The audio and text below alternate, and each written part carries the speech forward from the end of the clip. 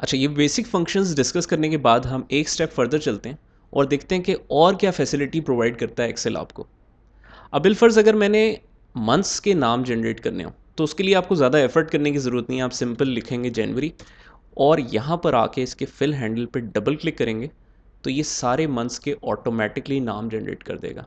Same इसी तरह अगर मैं इसकी शॉर्ट फॉर्म ट्राई करता हूँ, मतलब कि जनवरी फॉर JAN, तो आप डबल क्लिक करेंगे उसको तो उसकी भी ये सीरीज़ जनरेट कर देगा।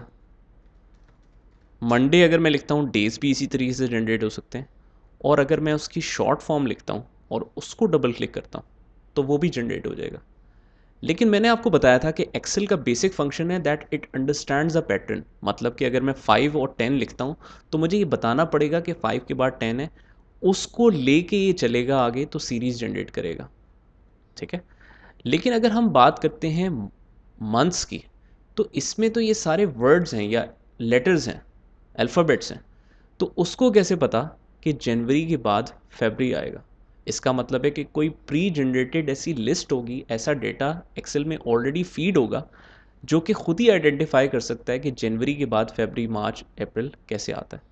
ठीक है, तो ये एक प्री डिफाइंड लिस्ट होगी। लेकिन एक्सेल का सबसे अच्छा फंक्शन ही ये है कि आप इसके तमाम डेटा को कस्टमाइज़ कर सकते हैं। जिस तरह से बाय डिफ़ॉल्ट फीड हुआ है उसी तरीके से आप मज़ीद भी फीड कर सकते हैं। मतलब कि अगर ये 4 लिस्ट ऐसे आ सकती हैं तो हो सकता है मेरे कुछ एम्प्लॉयज़ हैं जो 500 एम्प्लॉयज़ हैं और पहले एम्प्लॉय का नाम है अली। अली के बाद मैं डबल क्लिक करके सिर्फ ड्रैग करूं तो ये सारी सीरीज जनरेट कर दें, बिलाल या जितने भी एम्प्लॉयज़ आएंगे उसके बाद। तो मैं लिख लेता हूँ। अच्छा, पहले मैं आपको दिखा देता हूँ। अगर मैं अली डबल क्लिक करके ड्रैग करता हूँ तो ये सीरीज़ नहीं जनरेट कर रहा, क्योंकि अभी तो वो डाटा इसके बैक एंड पे फीड ही नहीं है। तो हम क्या करते हैं, पहले डेटा कुछ लिख लेते हैं सैम्पल के तौर पे।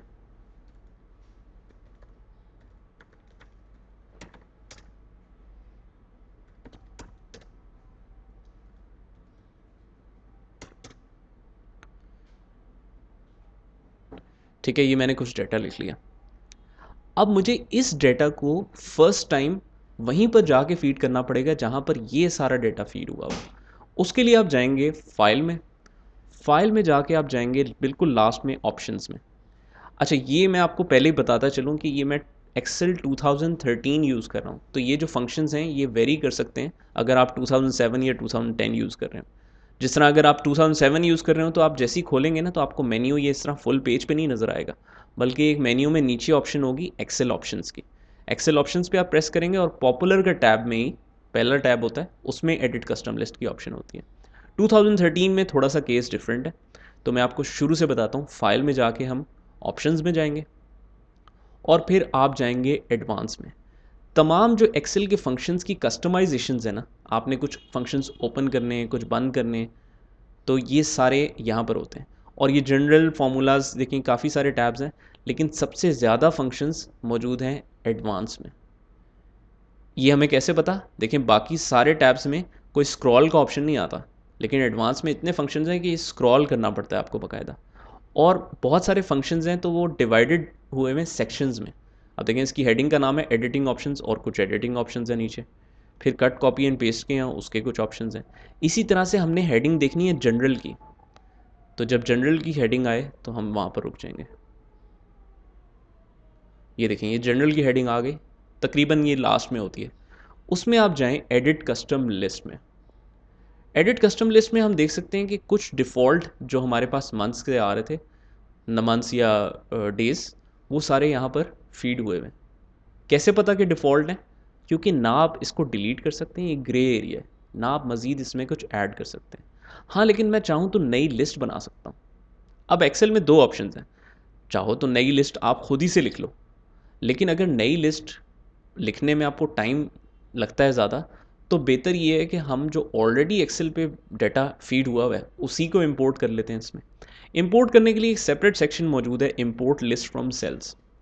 यहाँ पर आप जस्ट एक दफ़ा क्लिक करेंगे और आपको ये नोट करने की ज़रूरत नहीं है कि ये K3 से लेके K7 तक सिलेक्ट करना है। कुछ भी मैनुअल लिखने की ज़रूरत नहीं है। आपके पास अगर ये बैकग्राउंड पे नहीं खुला हुआ तो आपने ऐसे इसको साइड पे कर लेना है कि आपको वो लिस्ट नज़र आए।